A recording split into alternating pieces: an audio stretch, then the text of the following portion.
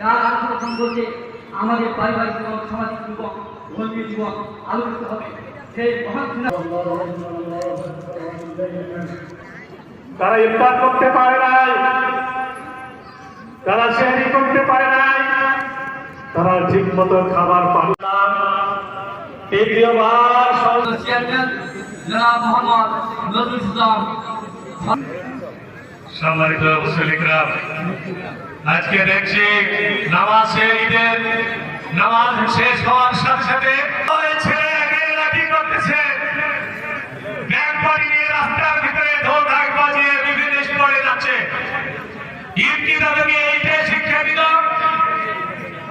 যে ঈদ আমাদেরকে, যে রোজা আমাদেরকে শিক্ষা দিল তাকওয়া, সেই তাকওয়া আমরা অর্জন করতে পারলাম না।